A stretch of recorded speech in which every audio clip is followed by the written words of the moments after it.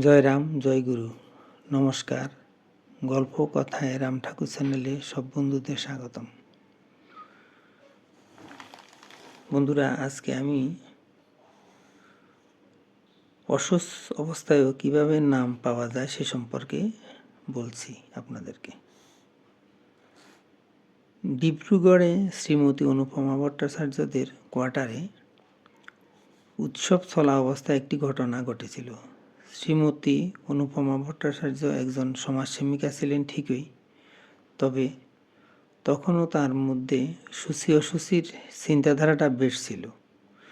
দয়াল ঠাকুর একটি দৃষ্টান্ত রেখে সে সত্যটা জানিয়ে দেন। রেলের কোয়ার্টারের কাছে একজন কাজের মেয়ে বাড়ি ছিল। মহিলাকে এলাকার সকলে চঞ্চলার মা বলে ডাকত। মহিলার স্বামী দিনমজুরের কাজ করতেন। শ্রীরাম ঠাকুর এসেছেন শুনে মহিলার প্রাণে ঠাকুরের কাছ থেকে নাম নেবার খুব স্বাদ জাগে। অথচ কিছুদিন হয় তিনি একটি সন্তানের জননী হয়েছিলেন। আমাদের লোকাচার অনুযায়ী চঞ্চলের মা তখন অসুস্থ আছেন। তাই তার পক্ষে ওই অসুস্থ ছেড়ে ঠাকুরের নিকট এসে নাম গ্রহণ করা সম্ভব হয়ে উঠছিল না। ঘরে বসে বসে মহিলা শিশু সন্তানটিকে বলছিলেন, আর দুদিন আগে পিছিয়ে আসতে পারলি না, আমি ঠাকুরের নাম নিতে পারতাম। এমন সময় শ্রী শ্রী ঠাকুর ভক্তের মনোবাঞ্ছা পূরণের জন্য দরজায় এসে হাজির হলেন এবং বললেন, মা নাম নেন, আমি এসেছি। চঞ্চলের মা বলল, বাবা এই যে অসুস্থ। ঠাকুর বললেন, না মা, অসুস্থ মনের। অতঃপর চঞ্চলার মা ঠাকুরের নিকট থেকে নাম গ্রহণ করলেন এবং দক্ষিণা হিসাবে দয়াল ঠাকুরকে 4 আনা পয়সা দিলেন। ধন্য চঞ্চলার মা।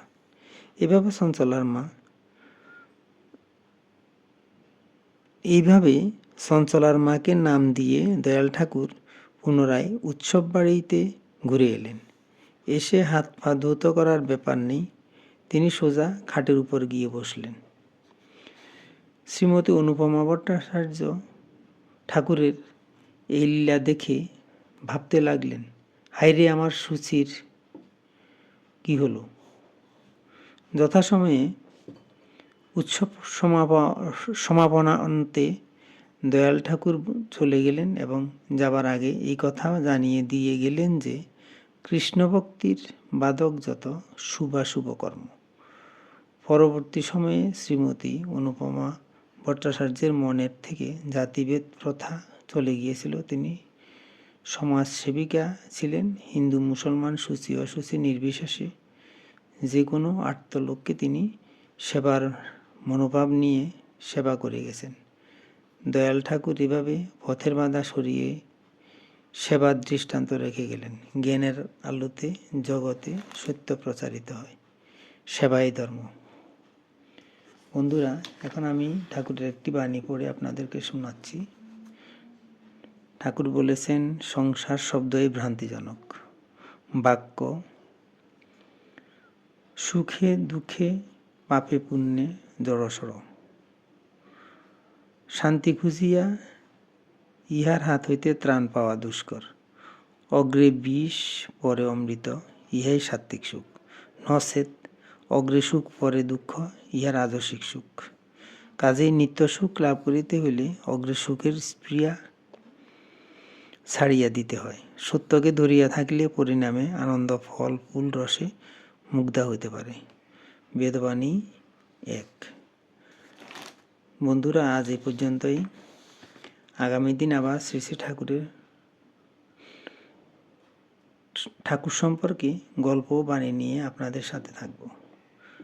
বন্ধুরা, চ্যানেলটি যদি আপনাদের ভালো লেগে থাকে তাহলে বেশি বেশি করে সাবস্ক্রাইব করবেন, চ্যানেলটির পাশে থাকবেন,